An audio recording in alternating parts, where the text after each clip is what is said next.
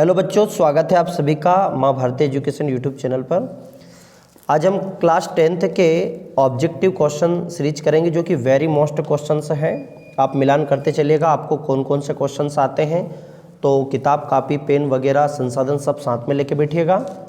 और जो क्वेश्चंस आते पहले आपको करके देखना, वीडियो को रोक देना है और आप करके पहले देखिएगा, है ना। और जैसे लग रहा है कि आपका भी राइट हो गया है तो फिर शाबाशी अपने आप को भी देते हुए चलना, ग्रेट ग्रेट ऐसे कर करके, ठीक है। तो पहले आप खुद करें, जैसे पहले दिया 8, 9, 25 का एलसीएम क्या होगा, पहले खुद करके देखें, फिर इसके बाद आपने तो डायरेक्ट करते हुए चले और आप कंप्लीट करते हुए चले। ओके, कॉपी में लिखते हुए चलेगा क्योंकि जिन चीज़ों को हम लिखते हैं वो ज़्यादा टाइम तक याद रहता है। वैसे परीक्षा के दिन बहुत कम बचे हैं, आपकी तैयारी बेस्ट होनी चाहिए, ये वस्तुनिष्ठ आप कर लीजिएगा। ये इंपॉर्टेंट हमारी सीरीज रहेगी। पहले ऑब्जेक्टिव रहेगा, इसमें हम 52 क्वेश्चन कंप्लीट करेंगे आज के वीडियो में। इसके बाद फिल इन द ब्लैंक्स यानी कि रिक्त स्थान वाला पोर्शन रहेगा, सत्य सत्य का रहेगा, एक वाक्य का रहेगा। बस इतने ऑब्जेक्टिव आप अच्छे कंप्लीट कर लीजिएगा, आपके 30 ऑब्जेक्टिव अच्छे से कंप्लीट हो जाएंगे एग्जाम। चलिएगा, आप देरी ना करते हुए क्लास को शुरू करते हैं। पहला क्वेश्चन है आपका कि 8, 9, 25 का एलसीएम क्या होगा। तो आप इस तरीके से निकालेंगे 8, 9, 25। तो कभी ध्यान रखिएगा इन तीनों में से कुछ भी कॉमन नहीं मिल रहा है तो आप सीधे गुणा कर दीजिएगा 8, क्योंकि आपका ऑब्जेक्टिव है। ऑब्जेक्टिव में ये नहीं बताना कि आपका आंसर कैसे आता है, आपको जल्दी करना है। वी ट्रिक का प्रयोग आप कर सकते हैं। तो 8, 9 और 25 का गुणा कर दो सीधा, क्योंकि कुछ भी कॉमन ना आए तो सीधा गुणा कर दिया करो। 8 9 72 और 72 गुणित 25 करो तो 25 दूनी 50 की 0 हासिल 5 और 25 से 150, 25 7 175 और 5 180, 1800 इसका राइट आंसर आ गया। आराम से आप कंप्लीट कर लीजिएगा। Okay, done. नेक्स्ट है आपका 96 और 404 का इससे क्या होगा। देखो भैया, यहाँ दो तरीका, या तो 96 का ऐसे कर देंगे आप, अलग अलग कर देंगे तो आपका राइट आंसर 4 आ जाएगा, या आप सीधे भी भाग लगा के देख लेते हैं। 4 का भाग मतलब एसीएफ एक ऐसी संख्या होती है हाईएस्ट कॉमन फैक्टर में जो दी गई संख्या में पूरा भाग चला जाए। एक 4 ऐसी संख्या है जिसका भाग जा रहा है, सर 2 का भी जा रहा है, लेकिन 2 छोटी संख्या है, दोनों में बड़ी से बड़ी संख्या क्या है, एसीएफ का मतलब बड़ी से बड़ी, इसलिए 2 ना होते हुए 4 इसका राइट आंसर हो गया। कोई क्लियर, कोई दिक्कत है? 2 क्वेश्चन होते चलिएगा, फटाफट करते चलिएगा। निम्न में से कौन सी अपरिमेय संख्या है। तो अपरिमेय संख्या कौन सी होती जिसे हम परिभाषित नहीं कर सकते हैं, वो अपरिमेय संख्या है। तो भाई √2, √3, √5 ये तीनों ही अपरिमेय संख्या, इसलिए उपरोक्त सभी। आगे 26 और 91 का एचसीएफ कौन सा है। तो देखिए 13 को 13, 13 दूनी 26 और 13 7 91, 13 का भाग जा रहा है कंप्लीट, तो आंसर इसका 13 आ गया। ठीक है, 17, 23, 29 का एचसीएफ क्या होगा। ये जितने भी दिए ना वेरी मोस्ट क्वेश्चन से हैं, आप इनको कंप्लीट कर लीजिएगा। 17, 23, 29 का एचसीएफ क्या होगा। तो 17, 23 मतलब जिसमें कुछ भी कॉमन नहीं आए एचसीएफ, उसका राइट आंसर 1 होता है। तो आंसर क्या हो गया इसका 1। क्वेश्चन नंबर 6 है आपका कि 5, 15 और 20 का एलसीएम और एचसीएफ का अनुपात क्या है। तो आप सिंपल करेंगे, 5, 15, 20 का जो एलसीएम आएगा और अनुपात पूछा है, अनुपात का मतलब एलसीएम बटे एचसीएफ ऐसे आएगा। ठीक है भैया, तो एलसीएम 5, 15 और 20 का एलसीएम निकालेंगे तो भैया आया 60, आ गया 60, और 5, 15 और 20 का एलसीएम एचसीएफ निकालेंगे तो 5 आ जाएगा। तो एलसीएम 60 आ गया। देखो 20 या 60, 15 चुक 60 और 5 से लगाएंगे तो 60 में भाग चला जाएगा, और एचसीएफ इसका आएगा 5, 5 से भाग लगाया तो 5 एकम 5, 5 दूनी 10, तो 12:1। तो राइट आंसर क्या आ गया डी, 12:1। पर याद भी होना चाहिए कैसे करना है ना। किसी प्रकार का डाउट से भी हो तो आप कमेंट सेक्शन में बता सकते हैं कि सर ये नहीं आ रहा है, या आप इस नंबर पे सीधे मुझसे कनेक्ट हो सकते हैं। व्हाट्सअप नंबर है, कॉलिंग नंबर नहीं है। 9826219258 9258, इस पर मैसेज करके आप अपने क्वेरीज भी ले सकते हैं किसी प्रकार के डाउट्स के लिए, और भी कुछ वीडियोस आपको चाहिए तो इस पर आपको मिल सकते हैं। नेक्स्ट है भैया 3 + 2√5 की कौन सी संख्या है। तो ये एक अपरिमेय संख्या, कौन सी है, अपरिमेय। आगे चलते हैं, दो संख्याओं का गुणनफल 32 से एलसीएम क्या होगा। तो 32 से सीधा कट जाएगा 32 बटे 8, तो 8 चुक 32, 4 इसका राइट आंसर हो गया। मतलब एलसीएम गुणित एचसीएफ इक्वल टू पहली संख्या गुणित दूसरी संख्या, ऐसे आपका कर सकते हैं। द्विघात x उसका bx के शून्यांकों का योग क्या होगा। तो योग होता -b/a, और इसके बाद पूछा शून्यांकों को गुणनफल क्या है। तो इसका राइट आंसर आ जाएगा c/a। x² -3 के शून्यांक क्या होंगे। तो बेटा जाएगा +- √3, क्या जाएगा। तो तो बी इसका राइट आंसर हो गया ±√3। ओके चलेगा, आगे चलते हैं। कभी लग रहा है कि सर हमें डायरेक्ट कम समझ आ रहा है तो आप बता सकते हैं कि सर ये वाले क्वेश्चन कहाँ मिलेंगे। ओके, निम्न में से कौन सा बहुपद नहीं? बहुपद का मतलब ये होता है कि बहुपद की जो घात होती है चर राशि होती है, चर राशि की घात धन पूर्णांक होना चाहिए। तो अब चर राशि की घात या x+1 बिल्कुल है धन पूर्णांक, x की घात धन पूर्णांक है। 1/x देखो आप, ये 1/x है, यदि मैं इसको ऊपर ले जाऊंगा तो x की पावर -1 हो जाएगी, तो घात ऋण हो जाएगी, नेगेटिव हो जाएगी। इसलिए राइट आंसर क्या हुआ भैया मेरे? सी, ये बहुपद नहीं है। ओके, डी वाला भी है क्योंकि अचर राशि है, अचर बहुपद है। रेखिक युग में a1x अद्वितीय हल, तो अद्वितीय हल के लिए क्या सूत्र बताया था? a1/a2 is not equal to b1/b2, इसलिए a इसका राइट आंसर हो गया। आगे चलते हैं हम क्वेश्चन पर भैया। 14 है आपका, निम्नलिखित में से एक अद्वितीय हल नहीं होने की शर्तें हैं। तो अद्वितीय हल नहीं होने की शर्तें देखिएगा, ये अद्वितीय हल होने की शर्तें हैं। तो नहीं होने की शर्तें कौन कौन सी है? देखो a1 ये कौन कौन सी आपके अद्वितीय नहीं हल नहीं होने की शर्त कौन सी है? मतलब अद्वितीय हल नहीं है तो मतलब कोई हल नहीं है। तो ये तो अनेक हल होने की शर्त है, तो a1/a2 b1/b2 c1/c2, तो अर्थात इसका राइट आंसर कोई नहीं। ध्यान समझे, a1/a2 ये क्या? अद्वितीय हल होने की शर्त है। ये क्या है आपको पता है?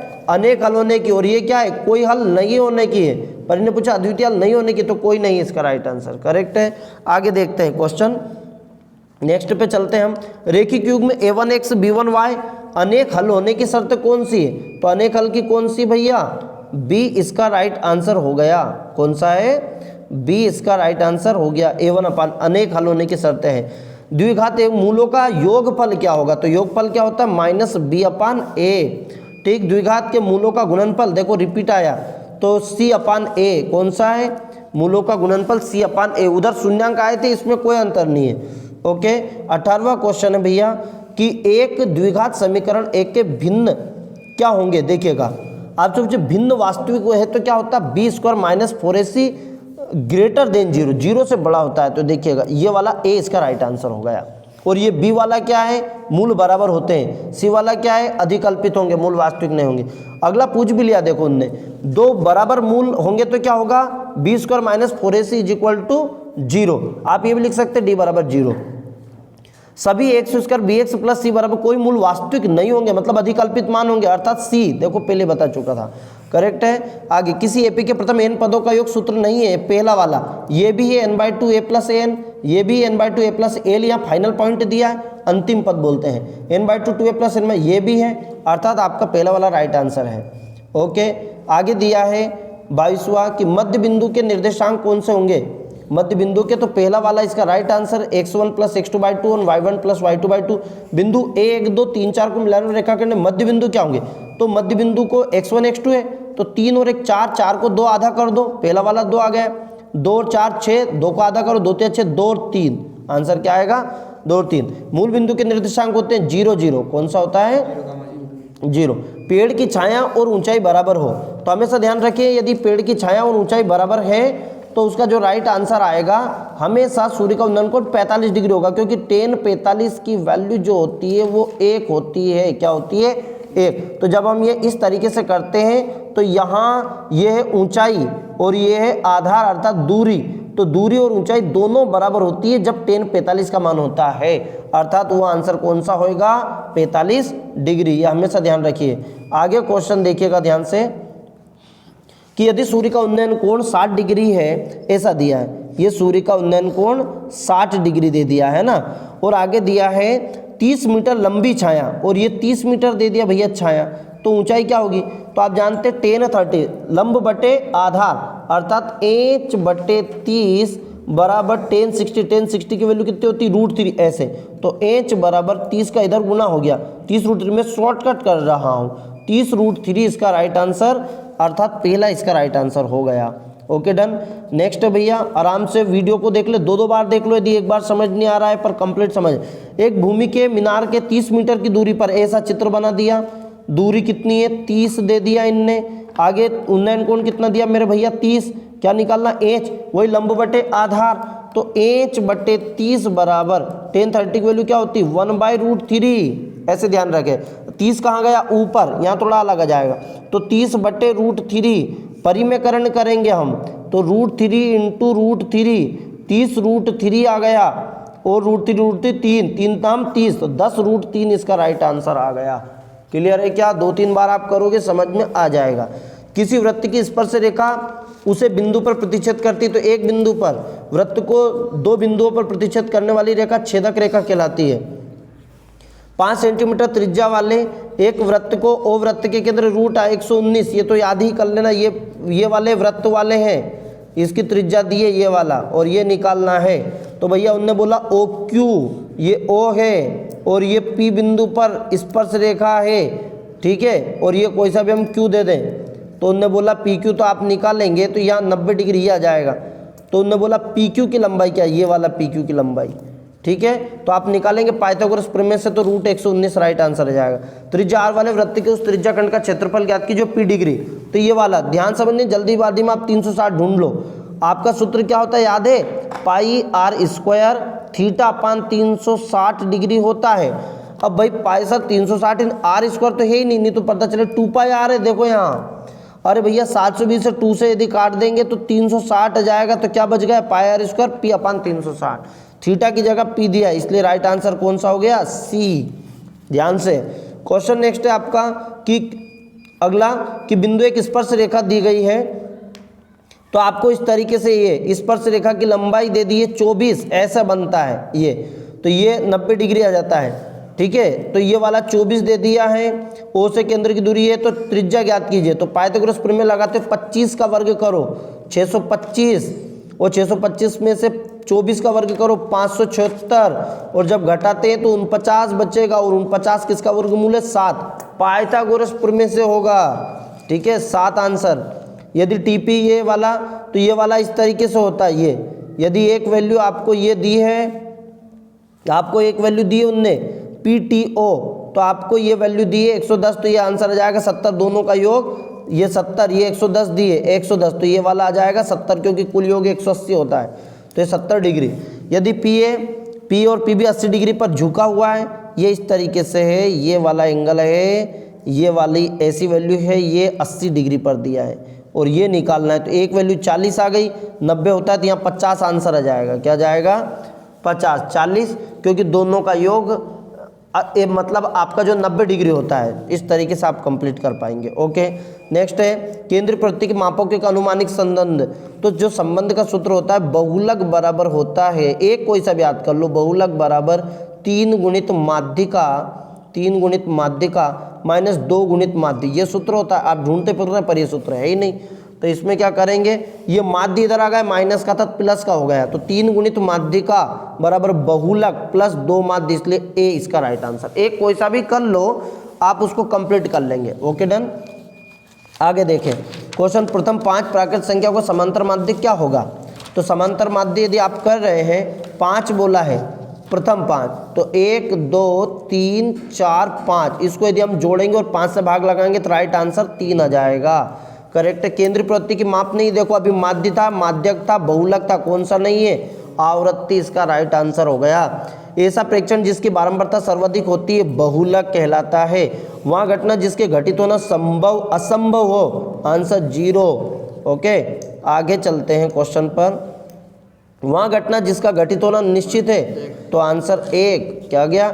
निम्न में से किसी घटना की प्रायिकता नहीं हो सकती, तो देखो माइनस की नहीं होती है, 2/3 हो जाएगा। 15% को आंसर करेंगे तो 0.15 आ जाएगा, क्योंकि इसका मान 0 से या तो 0 हो सकता है या 0 के बराबर हो सकता है, 0 से बड़ा हो सकता है, 1 हो सकता है या 1 से छोटा हो सकता है, लेकिन ना तो 1 से ज़्यादा होगा ना 0 से कम होगा। इसीलिए जो राइट आंसर हो जाएगा माइनस वाला, कौन सी नहीं हो सकती मेरे भैया? -1.5। आगे P + P0 = 1। एक सिक्के को एक बार उछाला जाता है, चित्ताने की प्रायिकता 1/2, हेड एंड टेल। आगे चलें, नेक्स्ट घटना ई की प्रायिकता कैसी? प्रायिकता ऐसी संख्या जो P बराबर, तो देखो अभी बताया था या तो C वाला या तो चलेगा। एक हमारा क्वेश्चन छूट गया पिछला वाला कि एक सिक्के को एक बार उछाला जाता है, वहाँ घटना प्रायिकता या कौन सी घटना? किसी प्रयोग, 41 वाला, किसी प्रयोग की सभी प्रारंभिक घटनाओं का योग कितना होता है? 1। राइट आंसर क्या है इसका? 1 का लगा लेना। ओके, आगे चलते हैं हम। आपसे पूछा 45वां क्वेश्चन, अभी बताया था मैंने घटना प्रायिकता कैसी होगी? 0 के बराबर सी वाला, जीरो या तो जीरो के बराबर, zero greater than P, probability जो बड़ा होगा, इसका मतलब है बड़ा या बराबर, तो इसका मतलब एक या एक के बराबर। ध्यान रखना, देखो चारों में बड़ा कंफ्यूजन दिया है, ठीक है, चारों ऑप्शन इतने कर्रे दिए हैं, इसलिए ध्यान रखना। आगे कार्ल फ्रेडरिक गास का समीकरण 1777 से 1855, भाई साहब इनको गणित का राजकुमार भी कहा जाता है, याद कर लेना। आगे दिया है समीकरण 5x, इसमें दिया 5/7 आ जाएगा, फिर आ जाएगा 4/6 अर्थात -2/3 आ जाएगा, और 8/9 सब अलग अलग है।